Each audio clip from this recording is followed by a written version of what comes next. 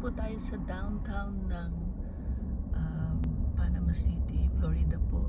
Ayan, masyado pong tahimik, walang mga tao sa labas, walang kotse. Ganito po nila sineselebrate ang Christmas dito sa USA. Napakalaking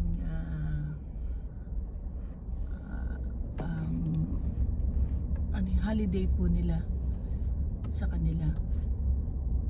Yan po. Yan. Kita niyo po, wala pong mga tao kahit isa. Yan. Hanggang dun sa dulo, wala pong tao. Yan po, malinis. Malinis ang daan. At nag-i-spend ng time sa kanilang mga bahay at nag-o-open ng mga regalo nila. Galing po kami sa aming kamag-anak kagagabi, kahapon. Niyaya po nila kaming kumain sa kanilang bahay at makita mo talaga na napakaraming regalo nila. Kaya ngayon po ang opening ng kanilang mga gift. So, ayan.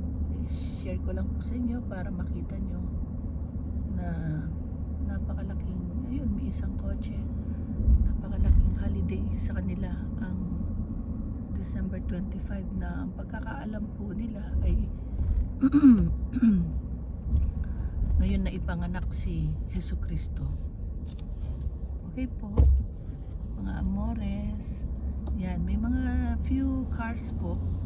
Kahit saan po pupunta, wala talaga kayo makita. Tsaka napakalamig dito.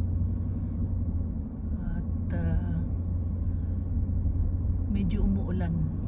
Kaya lahat ng mga tao ay nasa loob ng bahay. Except us. Punta po kami sa isang kapatid na nangangailangan ng tulong, kaya lumabas po kami sandali. Sobra pong lamig dito. Okay po.